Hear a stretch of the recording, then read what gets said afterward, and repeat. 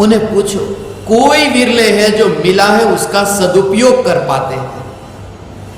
अभी जो 20 दिन के पर्युषण महापर्व में ऐसा आयोजन हुआ, ये 40 प्रवचनों का, कभी तुमने एक 20-20 दिन के पर्युषण पर्व की व्याख्यानमाला नहीं सुनी होगी।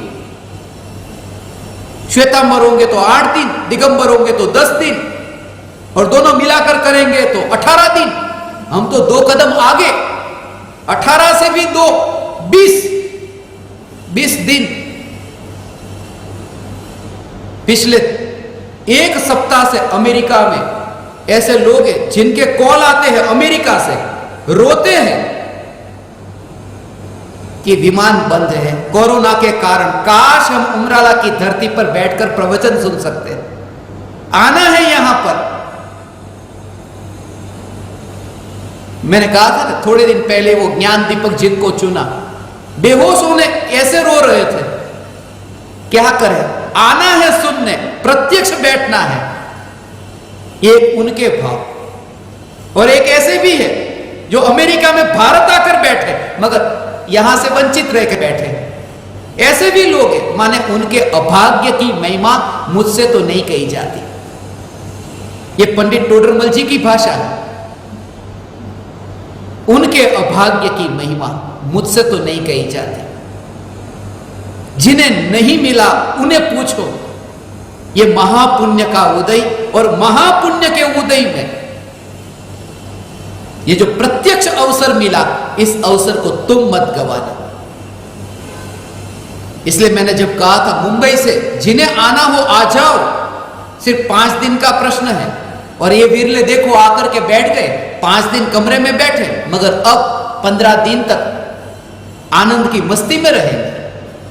थोड़ी तो हिम्मत जुटाओ, वरना किसी धर्म सभा में, किसी आश्रम में पूछो फोन करके, हम आए मंदिर में, सामने से मना करेंगे, आना ही मत। मगर मोटा भाई धर्मेंद्र बापू ने सामने से कहा, जिनको आना है आने दो, कोरोना से क्या, उनको आत्मा का ये प्रत्यक्ष यदि सत्संग मिलता है, हम मना नहीं करेंगे।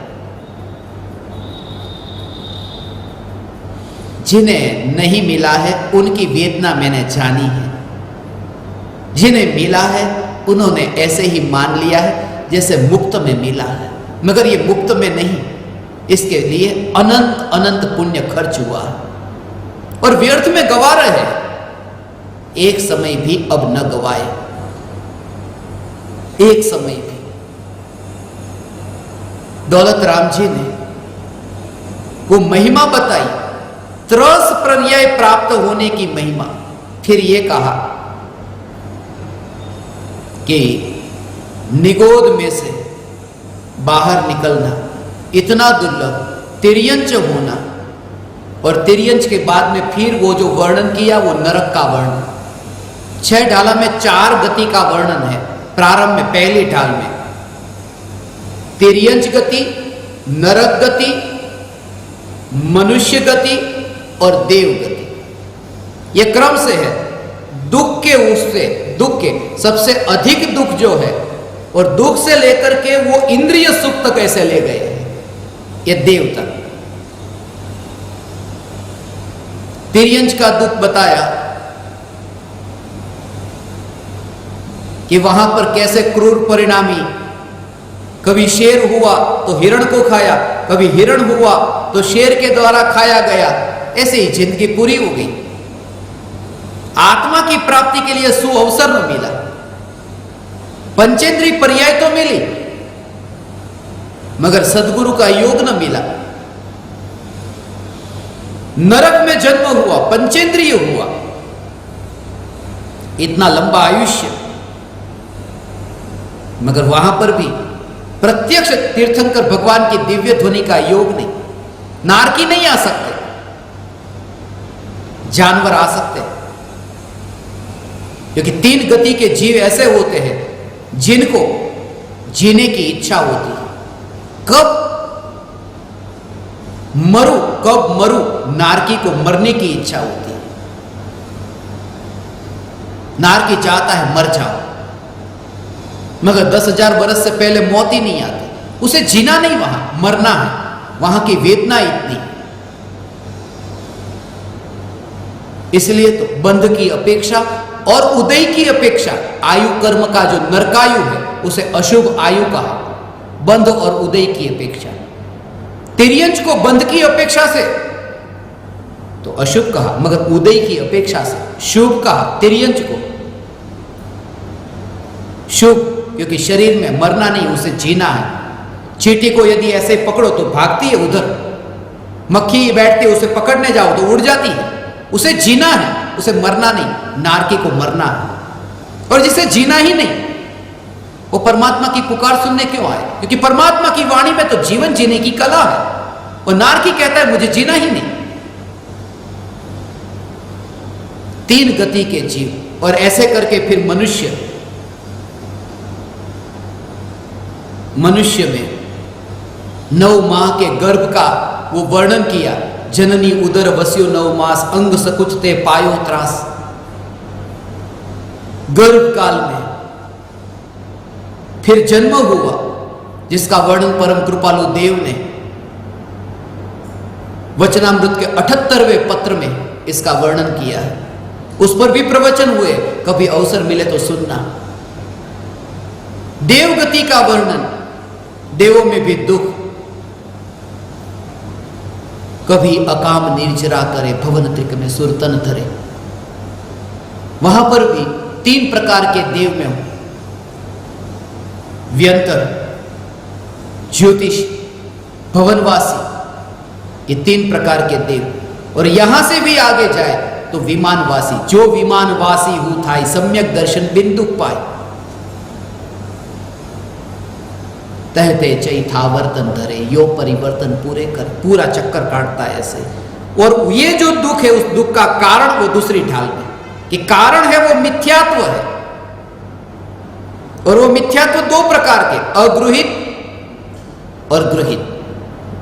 अनादिकाल से जो मिथ्यात्व है वो अगृहित, जिसे ग्रहण नहीं किया, और इस भव में मां बाप से सीखा, यहां वहां के लोगों से जो सीखा, इस जन्म में आने के बाद में जो सीखा, उसको कहते हैं गृहित मिथ्यात्व। जो ग्रहण किया है इस भव में वो गृहित है।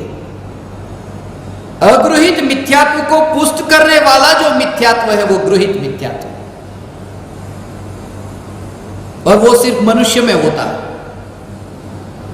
उसके बारे में भी उन गाथाओं को आप पढ़ेंगे तो समझ में आएगा, क्योंकि मनुष्य को इतनी सुविधा मिली है मां बाप से, बचपन से ही ऐसी सुविधा मिली है, तो ऐसी दुविधा भी मनुष्य में है। ये माँ बाप ने बच्चों को जो सिखाया, किसी माँ बाप ने बच्चे को जन्म से ही बुरा कुछ सिखा दिया, बच्चा पूरी जिंदगी भर वही मानता रहता है कि बकरे का वध कर, ये धर्म है। जानवर को ऐसा नहीं है, माँ बाप कुछ भी नहीं सिखाते। इसलिए जानवर यदि सच्चा कुछ नहीं सीखते माँ बाप से, तो बुरा भी कुछ नहीं सीखते। तीसरी ढाल में मिथ्यात्व से छूटने का उपाय सम्यक दर्शन का वर्णन तीसरी ढाल में किया। सम्यक दर्शन तीसरी ढाल में, सम्यक ज्ञान का वर्णन चौथी ढाल में, और अणुव्रत का वर्णन चौथी ढाल में। आगे 5वीं ढाल में 12 भावनाओं का वर्णन है। 6ठी ढाल में भावलिंगी मुनिराज के 28 मूलगुण का वर्णन। 28 मूलगुण के वर्णन के बाद में शुद्धोपयोग का वर्णन, शुद्ध परिणति का स्वरूप, और ऐसी शुद्ध परिणति के बल पर अरिहंत दशा कैसे प्रकट होती है वह स्वरूप, अरिहंत से वह सिद्ध होता है वह सिद्ध का स्वरूप, और मोक्ष का स्वरूप, माने निगोद से जो शुरुआत हुई थी वो मोक्ष तक सिर्फ 95 ये गाथा में गागर में सागर भर दिया। ये पूरी निगोद से लेकर के सिद्ध तक की यात्रा दौलत राम जी ने 6 ढाला में रत्नत्रय, सम्यक दर्शन, सम्यक ज्ञान, सम्यक चारित्र। एक बार जो तुम्हारी यदि श्रद्धा सच्ची हुई तो ज्ञान और चारित्र सहज ही सम्यक हो जाते हैं। ज्ञान भी उनकी ओर, ज्ञान का जो देखना होता है वो ज्ञान का देखना भी उनकी ओर हो जाता है जहां श्रद्धा जहां श्रद्धा है वहां ज्ञान। मैंने थोड़े दिन पहले ही एक दृश्य ज्ञान दीपकों को दिखाया था। वो दृश्य ऐसा था जो मैं अभी आपको ये दिखा रहा हूं। ये जो दृश्य आप देख रहे हैं, जब से मेरे जीवन में कंप्यूटर आया है, मैंने कंप्यूटर पर यही स्क्रीन हमेशा रखी है पिछले कई वर्षों से, जिसमें इसका यही भाव है कि इस पहला जो पेंगुइन आप देख रहे हैं और दूसरे दोनों को देख रहे हैं, तो श्रद्धा यदि सम्यक होती है तो ज्ञान और चारित्र उसकी ओर हो जाते हैं। अर्थात ज्ञान भी सच्चा हो जाता है, चारित्र भी सच्चा हो जाता है। यदि श्रद्धा सच्ची हो गई, श्रद्धा राइट हो गई, तो ज्ञान और चारित्र भी उनका अनुसरण करने लगते हैं और वे भी सम्यक हो जाते हैं। ये ज्ञान और चारित्र, उसमें कुछ परिवर्तन नहीं करना। श्रद्धा यदि सच्ची होती है तो ज्ञान चारित्र सहज सम्यक होते हैं। और दौलत राम जी ने 6 डाला में, आपको भी शायद इच्छा होगी कि ये चित्र आपको भी मिले, आप भी ऐसा रखना चाहेंगे, अपने अपने कंप्यूटर में ये चित्र रखना चाहेंगे। मैं भावना पाता हूं आप भी ऐसा ही रखे, ऐसा ही रखे। ये चित्र नहीं, आपके आत्मा में ऐसा ही सम्यक दर्शन रखे कि श्रद्धा सम्यक होने पर ज्ञान और चारित्र सम्यक हो जाए। नहीं तो कोई कहेगा मेरे पास तो कंप्यूटर नहीं है, अब खरीदने कहां जाऊं, अब दुकानदारी चालू करता हूं, क्योंकि वही पिक्चर लगाना है। उसका भाव समझना, पिक्चर लगाना है, अंतर में ये आत्मा की पर्याय में ऐसी दशा प्रकट हो। ये 3 रत्न,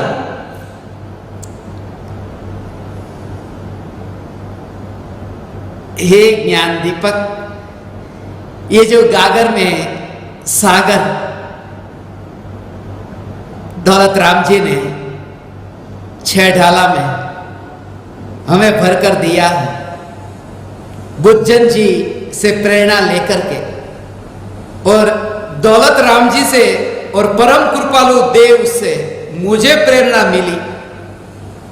जब मैं जयपुर में था 2008 की साल, कल रात्रि में मुझे ये बात स्मरण में आई, जहां कल मैंने आपको कहा था 2008 में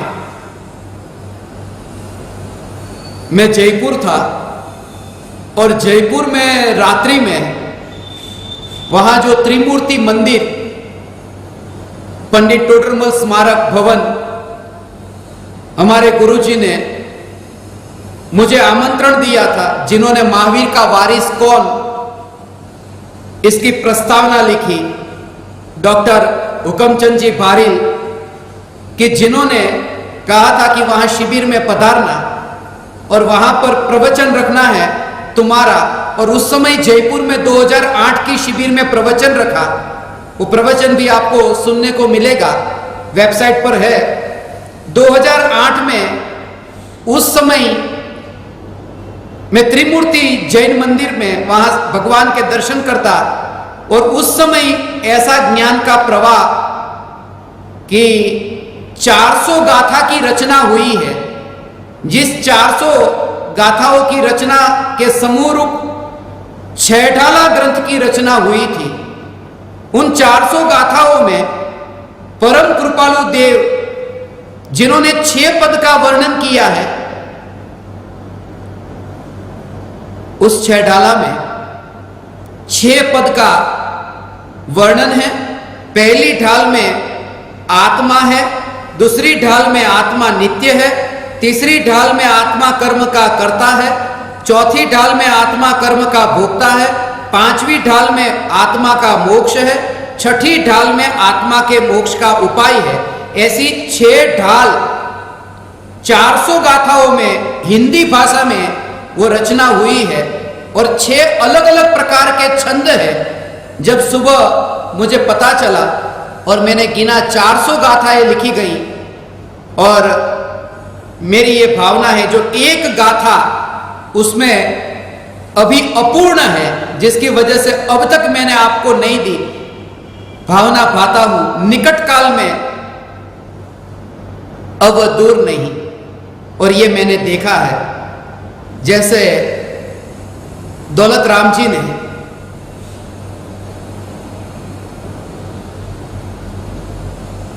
छह दिन पहले अपनी मृत्यु को देखा था। मैं भी ये देखता हूं छह ढाला के बारे में। अगले पर्यूषण से पहले अधिक से अधिक, देरी से देरी करें, अगले पर्यूषण से पहले ही यह छह ढाला की जो एक गाथा अपूर्ण है वो आ जाएगी, ये मैं अभी जानता हूं। और ये छह ढाला की 400 गाथाएं जब आपके पास पहुंचेगी, तुम उन गाथाओं को और आत्मसिद्धि शास्त्र का मिलान करना। छह ढाला जिसका नाम मैंने अपर नाम षटपद विवेचन दिया। 6 पद, 6 ढाला, 400 गाथा है।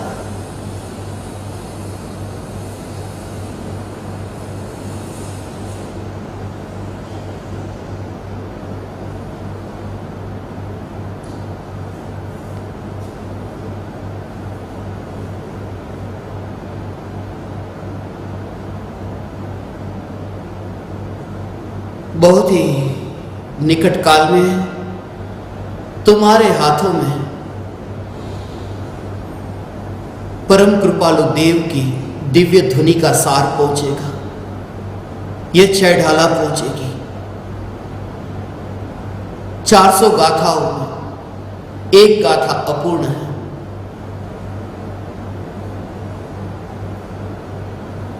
और मैं अपूर्ण तुम्हें दूंगा नहीं, स्वरूप पूर्ण है। और एक एक गाथा को जब तुम पाठ करोगे, कोई विचार न था उस समय, ये क्या हो गया। पन्ने के पन्ने लिखे हुए हैं, कागज भी नहीं था, वहां रखे हुए कागज जो कोरे, उनके ऊपर लिखता गया। मगर वो मर गया। सुबह उठ के देखा, कहां गया ये भाव, ये तो मर गया। काश तुम ऐसी दृष्टि से देख सको उन विकल्पों को, ये तो मर गया। मगर वे पन्ने रह गए, वे निशानी रह गई। जैसे विकार चला जाता है, विकार की निशानी रह जाती है।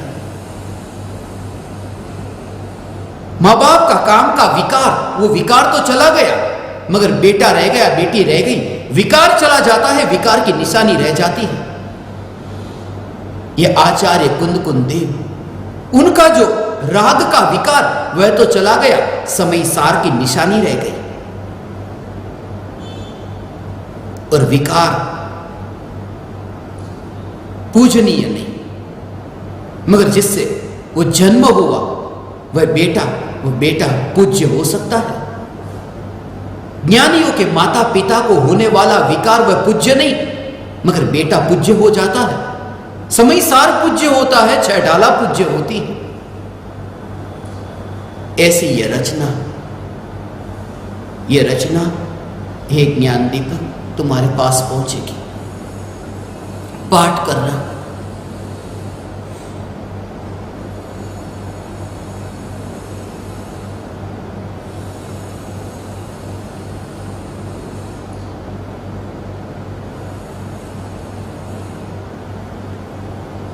छह ढाला,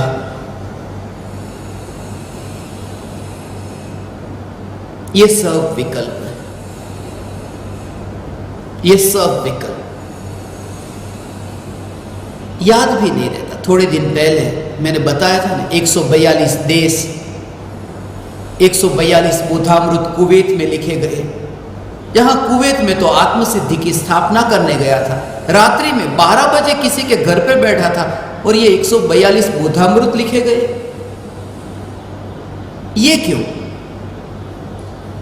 ये देवलाली में तुम्हारे घर पर वो रिकॉर्डिंग तुमने सुना है, आधी रात को जो प्रवचन, वो नींद में प्रवचन होता है।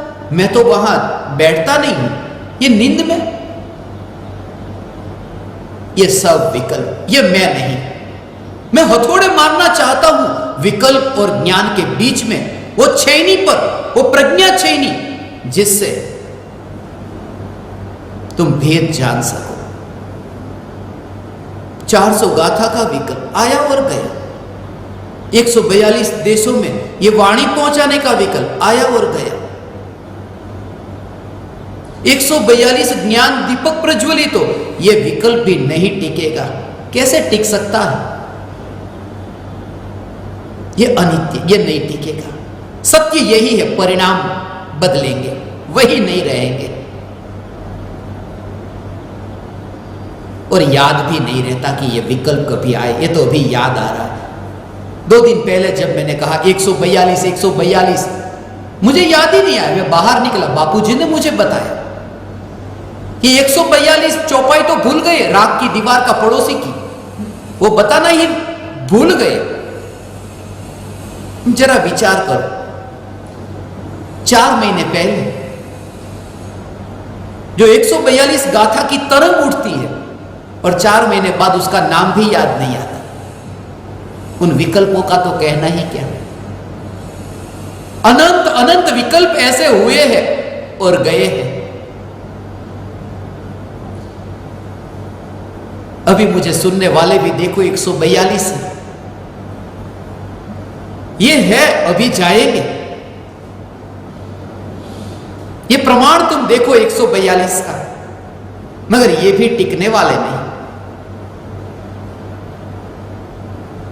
पलटते हैं और क्या से क्या हो जाता है, आश्चर्य न हो।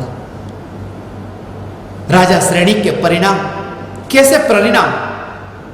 कोई साधारण आदमी न मिला जिसकी पिटाई कर देते, जिसे मार देते, जिसे मजाक मस्ती कर लेते। कोई साधारण व्यक्ति न मिला, मिला तो मुनि मिला, और ऐसे मुनि भावलिंगी संत, यशोधर मुनि, कि जिनके गले में सांप डालने का परिणाम, ये परिणाम तुम देखो।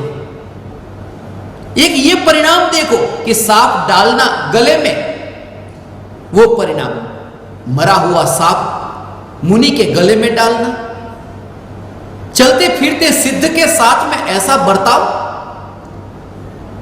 और ऐसा व्यक्ति जो तीर्थंकर होने वाला, मगर ये परिणाम था, गया। फिर झुकने का भाव भी आया। जब गले में सांप डालने का भाव आए, तब भी वो भाव टिकता नहीं, तो झुकने का भाव कैसे टिकेगा? और यही तो जागृति, कि मेरे गले में कोई सांप डाले या फिर मेरे गले में कोई फूल की माला डाले, ये मैं नहीं। कभी एक बार भी ये विचार आ जाए और इसी विचार से तुम यहां तक पहुंचोगे। जल्दी करो, अभी भी अवसर है, प्रत्यक्ष आने का अवसर है। इस मौके को मत गवाना। आप समस्त परमात्माओं ने इस बालक को अत्यंत विनयवान होकर सुना, सत्संग करने का अवसर दिया। ऋण रहा आपका मुझ पर। मैं आप समस्त परमात्माओं को मेरे हृदय के अंतःकरण से प्रणाम करता हूं। मेरे प्रणाम स्वीकार करें।